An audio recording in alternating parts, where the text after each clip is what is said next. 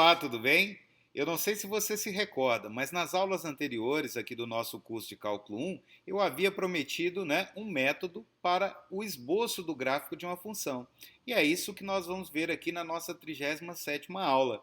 Nós vamos ver o passo a passo, para fazer o esboço aí do gráfico, tá? Desde que você conheça bem o comportamento da derivada primeira, derivada segunda, e o comportamento assintótico da função, isso é perfeitamente viável. Eu espero que vocês gostem. Bom, pessoal, vamos então aqui ao roteiro para o esboço do gráfico, de uma determinada função. Eu separei esse roteiro aqui em itens que vão do item A até o item H, onde o item H é exatamente aquilo que a gente quer, que é o esboço do gráfico. Obviamente que o item H é resultado da análise que nós vamos fazer aqui nos itens que variam de A a G. Tá? Eu vou detalhar cada um desses itens para que vocês entendam aí o passo a passo. Bom, o primeiro passo, é determinar o domínio da função. Tá? Por quê? Porque não há como eu fazer um esboço do gráfico sem saber os valores onde essa função está definida. Então a gente precisa, primeiramente, antes de qualquer coisa, determinar aí o domínio da função. O item B, determinar a interseção da curva com o eixo x e o eixo y, se possível, tá? Porque tem algumas funções que são muito complicadas, então nem sempre a gente consegue concluir esse item B, tá? Então, a interseção da curva com o eixo x, eu vou fazer y igual a zero e determinar os valores de x. Interseção da curva com o eixo y, eu vou fazer x igual a zero e determinar aí o valor de y, ok? Bom, item C, verificar se existe simetria para facilitar a análise, Verificar se a função é periódica, ou se ela é par, ou se ela é ímpar, Porque a gente sabe, por exemplo, que se uma função é par, eu só preciso fazer o seu gráfico para valores de x positivos, Por quê? Porque pela simetria que existe em relação ao eixo y, se a gente plotar o gráfico para os valores positivos de x, automaticamente nós teremos o gráfico para os valores negativos. Da mesma forma, quando uma função é ímpar, nós temos simetria do gráfico em relação à origem. Se uma função é periódica, como é o caso do seno e do cosseno, por exemplo, são funções periódicas de período 2π, a gente sabe que, no caso do seno e do cosseno, devido à periodicidade, nós só precisamos plotar o gráfico no intervalo fechado de 0 até 2π. Por quê? Porque como o comportamento se repete de 2π em 2π, o gráfico será o mesmo, no intervalo de 2π até 4π, 4π a 6π, e assim nós podemos raciocinar para qualquer função periódica, ok? Então, simetria é algo muito importante e que facilita a nossa análise. Item D, determinar as assíntotas horizontais e verticais. Existem também as assíntotas oblíquas, mas nós não falamos delas aqui no curso, tá ok? Aqui no curso nós só estudamos as horizontais e as verticais. Então, determinar aí o comportamento assintótico da função é muito importante também. Próximo passo, item E, determinar os intervalos de crescimento e decrescimento. A gente já viu que é possível fazer isso utilizando aí a derivada primeira, Onde a derivada primeira é positiva, a função cresce. Onde a derivada primeira é negativa, a função decresce. Feito isso, no item F, determinar os máximos e mínimos locais. Para isso, nós temos aí os valores críticos da função e os testes, tanto da derivada primeira quanto da derivada segunda. Você pode escolher qual dos testes você vai utilizar aí na determinação dos máximos e mínimos locais. Item G, analisar aí a concavidade do gráfico e os pontos de inflexão. Nós vimos que para isso a gente utiliza a derivada segunda. Aonde a derivada segunda for positiva, concavidade para cima. Aonde a derivada segunda for negativa, concavidade para baixo. Lembrando que os pontos de inflexão são os pontos, aonde a função é contínua, e aonde o gráfico da função muda de concavidade. Bom, feito isso, feito aqui, os passos aí que vão de A até G, nós estamos em condição de fazer aqui o esboço completo do gráfico. como nós vamos ver nos exemplos a seguir. Bom, vamos lá, né? Primeiro exemplo, faça um esboço do gráfico de f de x igual a 2x² sobre x² menos 1. Aqui nós temos uma função racional. Nós sabemos, né, que no item A precisamos determinar aí o domínio. E nós sabemos que no caso de funções racionais, né, a única exigência é que o denominador não se anule.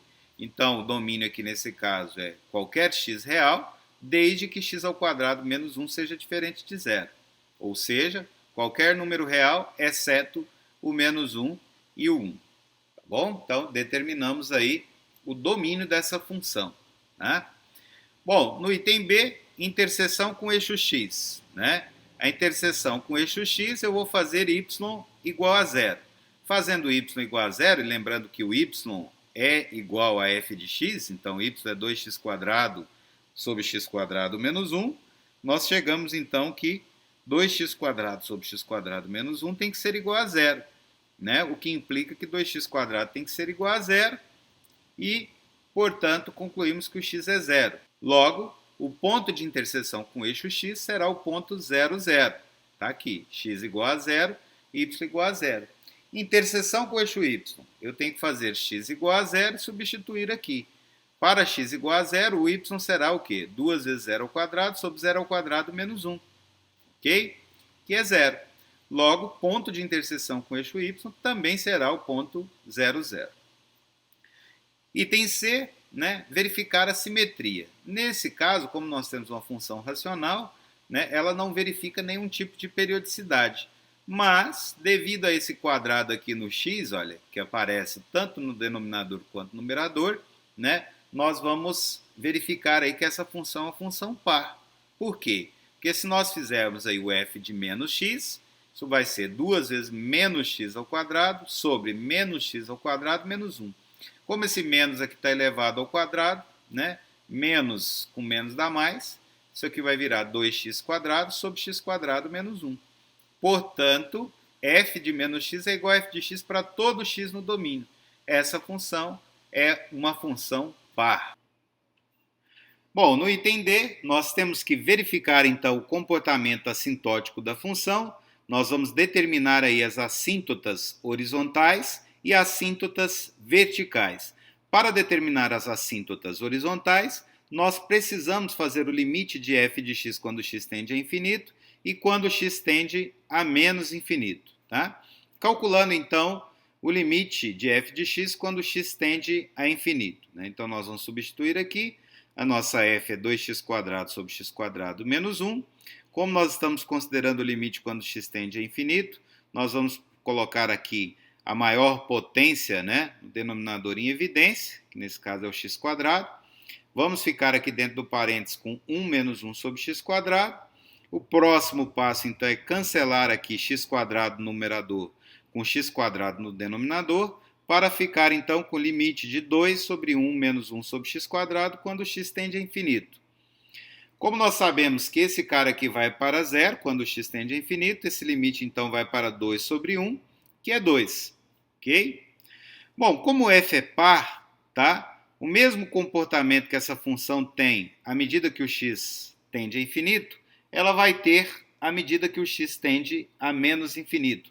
Por quê? Porque o f de x é igual ao f de menos x. Então, utilizando a paridade da função, como nós já verificamos que quando o x tende a infinito esse limite aqui vai para 2, nós concluímos automaticamente que quando o x tende a menos infinito, né, limite de f de x também vai para 2. Então, vejam que a paridade da função, né, essa simetria que a função tem, né, economizou aqui uma continha para nós. Okay? O que a gente conclui, então, disso tudo? Nós concluímos que a reta y igual a 2 é uma assíntota horizontal da curva y igual a f de x, porque tanto esse limite quanto esse aqui estão indo para 2. Vamos verificar agora, né, quem são as assíntotas verticais. Nós vimos aqui que o denominador se anula quando o x é mais ou menos 1. Então, esses caras aqui são candidatos, né, a que a função tenha um comportamento assintótico em torno deles. Então, vamos calcular aí o limite quando x tende a 1 pela esquerda. Tá? Quando x tende a 1 pela esquerda, veja, o numerador ele vai para 2 vezes 1 ao quadrado, que é 2. E o denominador está tendendo a zero, né? Tendendo a zero por valores menores que zero, valores negativos. Por quê? Porque como o x está tendendo a 1 pela esquerda, tá? X quadrado é um valor que está tendendo a 1 por valores menores do que 1. Tá? Então, e este cara menos esse vai tender a zero por valores negativos.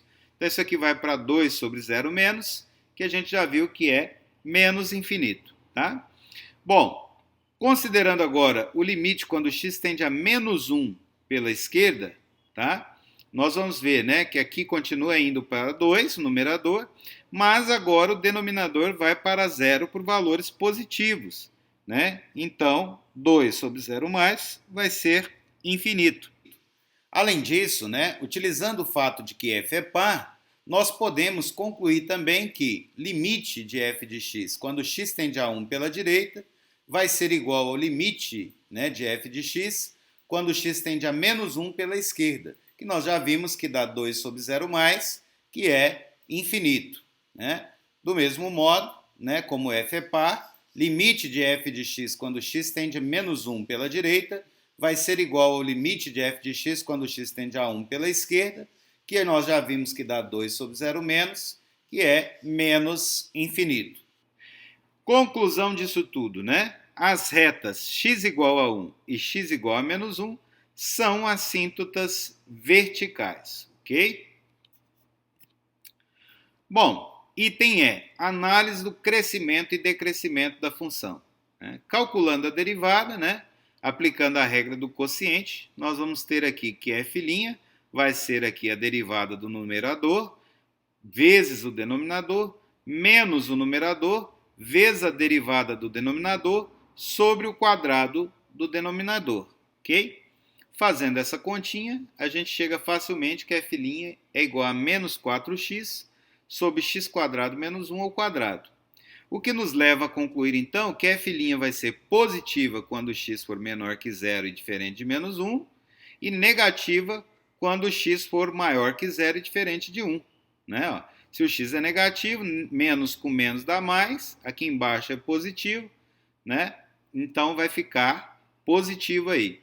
Né? E quando o x é positivo, né? Positivo com negativo vai dar negativo, o denominador é positivo, negativo com positivo dá negativo. Então, a derivada é negativa quando o x é positivo. Nós concluímos, então, que a f vai ser crescente em menos infinito até menos 1, união com menos 1 até 0. Ok? Porque a derivada é maior que 0 nesses intervalos. E decrescente em 0 até 1, união com 1 até infinito. Porque a derivada é negativa aqui nesses intervalos.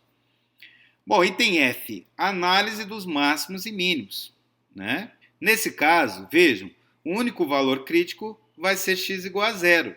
Por quê? Porque x igual a 0 anula a derivada, né? E está no domínio da função. Percebam o seguinte, que no domínio da função não há nenhum valor de x para o qual a derivada não exista. Por quê? Porque os valores de x para os quais a derivada não existe são menos 1 e 1, porque anulam o denominador. Mas esses valores também não estão no domínio. Tá? Então, realmente, o único valor crítico da função vai ser aquele cara que anular a derivada, e esse cara é o zero. Tá? Bom, ok. Vamos analisar, então, utilizando o teste da derivada primeira, o sinal de f', uma vizinhança aqui do zero. Veja, numa vizinhança do zero, nós vimos aqui pela análise no item E, que o sinal de f' muda de positivo para negativo. E, portanto, nós temos que f de 0, que é igual a 0, né, vai ser um valor máximo local. Como a derivada mudou de positivo para negativo, f de 0, que se nós jogarmos aqui, né, nós fizemos o x igual a 0, nós já vimos aqui, para x igual a 0, né, o f de 0 dá 0. Então, f de 0 igual a 0 é um valor máximo local assumido por f. Ok? Certo, já estamos quase no final desse exemplo. Né? Aqui nós temos que analisar agora a concavidade. Aplicando novamente a regra do quociente, né? E calculando aí a derivada segunda, nós vamos chegar aí que a derivada segunda vai ser dada por 12x² mais 4 sobre x² menos 1 ao cubo, ok? Bom, pessoal, agora olha o seguinte, 12x² mais 4 é sempre positivo, para qualquer valor de x, né? Então, nós podemos concluir aí que esse quociente aqui vai ser negativo desde que o denominador aqui seja negativo. Para que o denominador seja negativo, né, o que está aqui dentro do parênteses deve ser negativo, ou seja, x² menos 1 deve ser menor que zero, o que significa que o x deve estar entre menos 1 e 1, ok? Bom, de modo análogo, a derivada, né, vai ser positiva quando o denominador aqui for positivo, ou seja, quando x² menos 1 for maior que zero.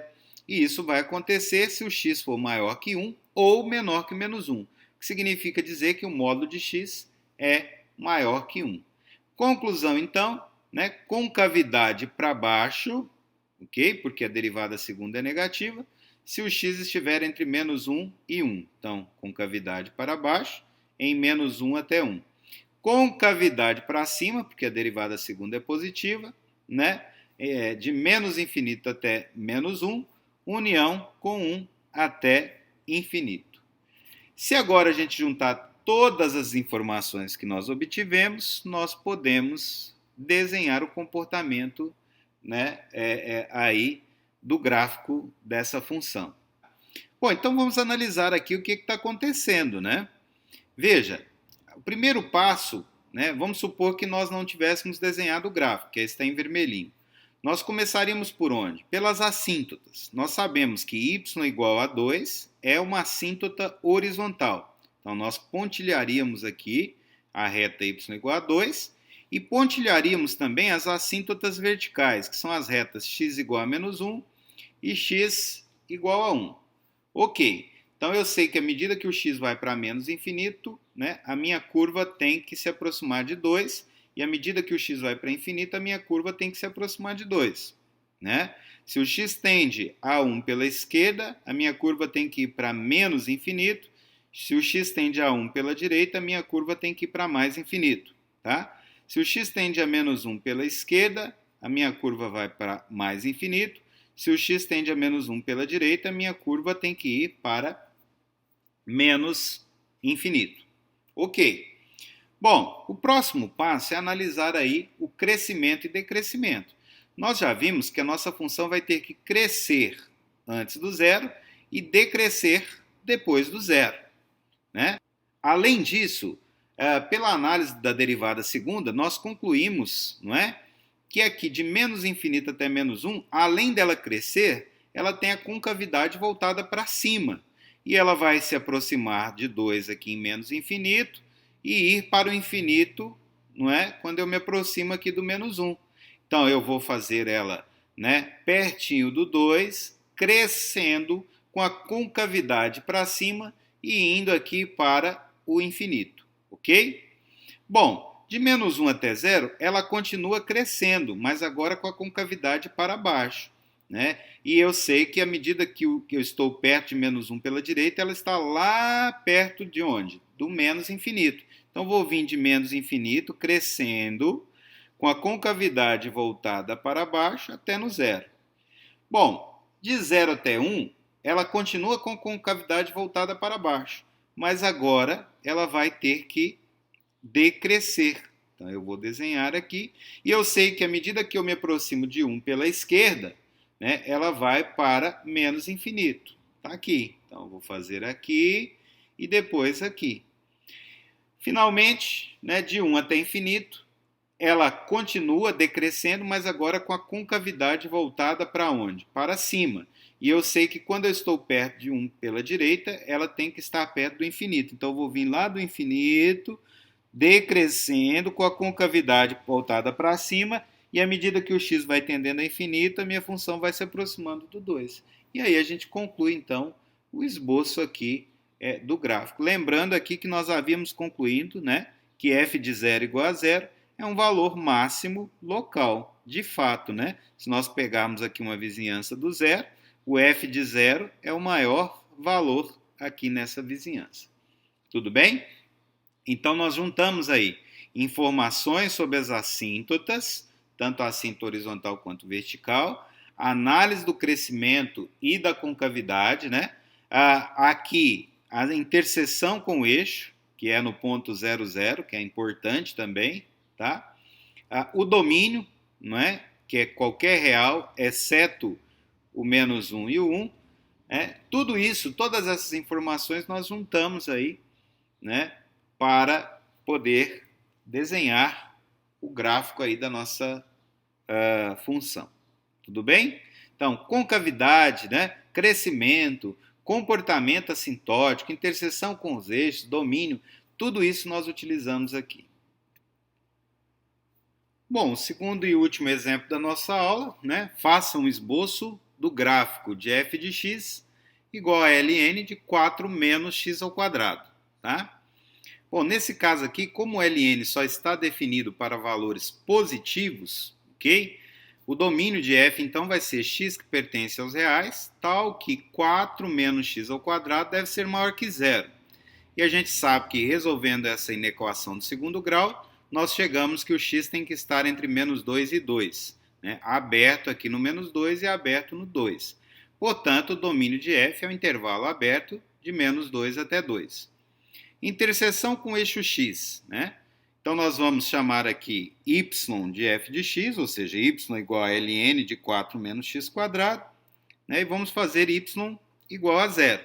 Fazendo y igual a zero, então ln de 4 menos x quadrado tem que ser igual a zero, não é?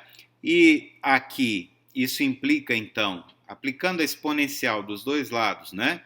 Que 4 menos x quadrado é igual a 1, por quê? Porque aqui vai dar a exponencial do ln desse cara.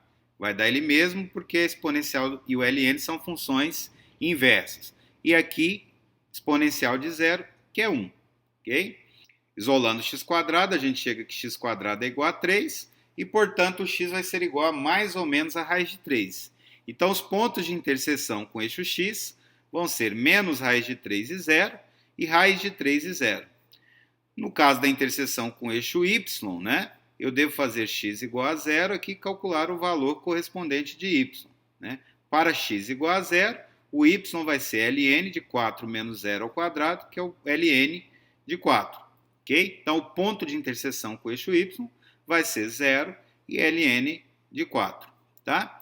Além disso, nós podemos notar aqui que a função é par. Por quê? Porque f, né, de menos x vai ser igual ao ln de 4 menos o menos x ao quadrado, né, que é a mesma coisa que ln de 4 menos x ao quadrado, porque menos ao quadrado dá mais. E isso aqui é o f de x, para todo x no domínio da minha função. Né? Então, f de menos x igual a f de x para todo x no domínio. A minha função é uma função par.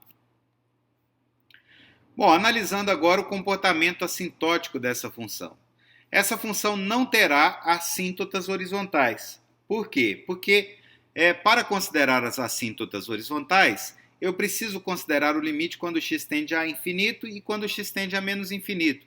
Mas a função não está definida, né?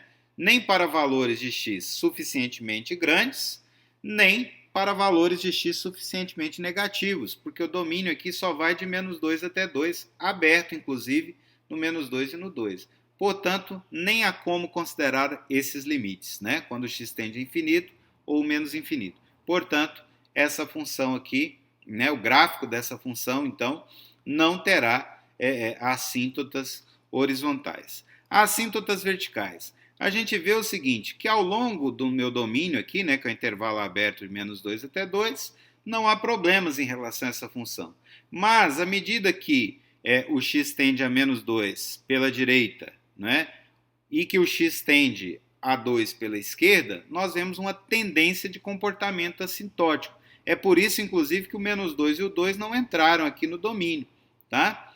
Então, nós vamos calcular esses limites e ver o que está acontecendo. Tá? Então, limite do ln de 4 menos x quadrado, quando x tende a menos 2 pela direita, né, vai ser, então, né, o ln de algo aqui dentro do parêntese que está tendendo a zero por valores positivos, porque quando x tende a menos 2 pela direita, né, 4 menos x ao quadrado vai tender a zero por valores positivos, né? E ln de algo que tende a zero por valores positivos vai para menos infinito. De modo análogo, o limite de ln de 4 menos x quadrado, quando x tende a 2 por valores menores do que 2, né? Vai ser o ln de alguém aqui dentro do parênteses que está tendendo a zero por valores positivos, e isso aqui a gente sabe que também que vai para menos infinito. Conclusão, então, as retas x igual a menos 2 e x igual a 2 são assíntotas verticais dessa curva aí. Ok, bom, agora item E, crescimento e decrescimento. Calculando a derivada primeira, né, lembrando que a nossa função é f de x igual a ln de 4 menos x quadrado, pela regra da cadeia, nós vamos chegar aqui nesta função aqui para a derivada. Por quê? Né? Vamos voltar um pouquinho. Derivada do ln de alguma coisa é 1 sobre a coisa. Né? Então vai ficar 1 sobre 4 menos x quadrado. Bom, como que está dentro do parênteses não é o x, é 4 menos x quadrado, que é uma função de x, eu devo multiplicar 1 sobre 4 menos x quadrado pela derivada do que está aqui dentro do parênteses, que é menos 2x, pela regra da cadeia. Então vai ficar 1 sobre 4 menos x quadrado vezes a derivada, né, do que estava lá dentro do parênteses, que vai dar o quê? Menos 2x, ok? Portanto, né, nós temos essa expressão para f'.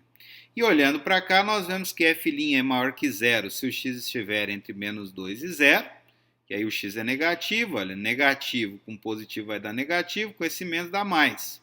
Né? E se o x está entre menos 2 e 2, o denominador sempre é positivo. Então, a derivada vai ser positiva aqui.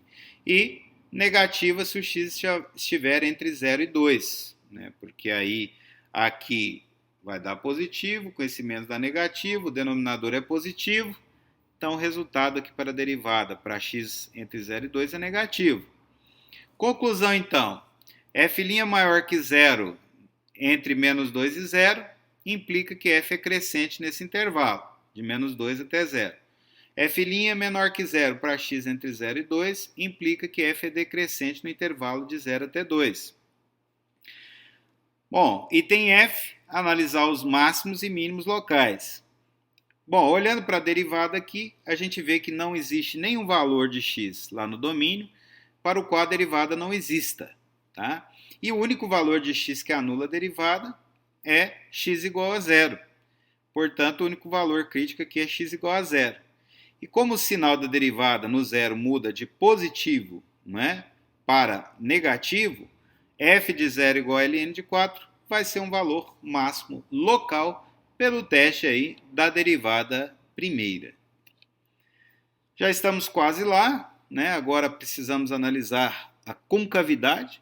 Para isso, nós vamos aplicar aqui a regra do quociente e vamos derivar aqui a derivada primeira, aplicando a regra do quociente, para obter aí a derivada segunda dessa função.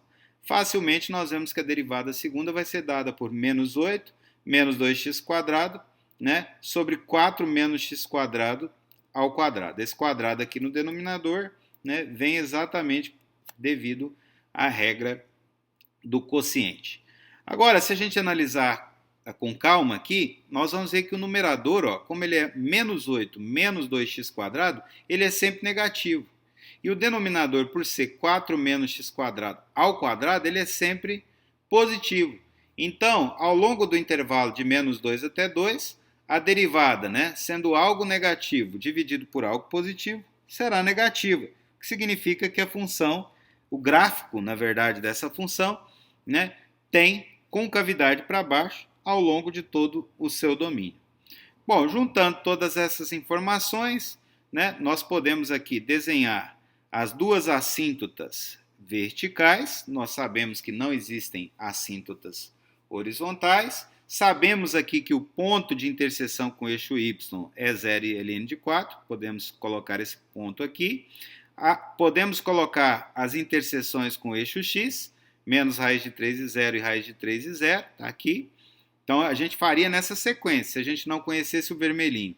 Colocaríamos aqui as duas assíntotas, não é? Verticais. Plotaríamos aqui interseção com o eixo Y, interseção com o eixo X. Nós sabemos que à medida que o x tende a menos 2 pela direita, a função vai para menos infinito. E à medida que o x tende a 2 pela esquerda, a função vai para menos infinito. Ela cresce, né, de menos 2 até 0 com a concavidade voltada para baixo, passando aqui por esse ponto e esse. Então, ela cresce com a concavidade voltada para baixo, passando por esses dois pontos. De 0 até 2, ela decresce com a concavidade voltada para baixo, né, passando por esses dois pontos e indo aqui para menos infinito. E aqui também ela vai para menos infinito. Portanto, né, esse é o esboço do gráfico da nossa função dada aí por f de x igual a ln de 4 menos x ao quadrado. Então, pessoal, não tem segredo, né? Determinar o domínio, determinar os pontos de interseção com os eixos, determinar se existe alguma simetria, não é? Determinar as assíntotas, analisar o comportamento do crescimento e decrescimento, né, dessa função, analisar aí a concavidade do gráfico, os máximos e mínimos locais e, por fim, fazer aqui o esboço reunindo todas essas informações. Ok? Eu espero que vocês tenham gostado. Qualquer dúvida sobre essa aula, vocês podem me procurar. Tá bom? Vou ficando por aqui e um grande abraço a todos.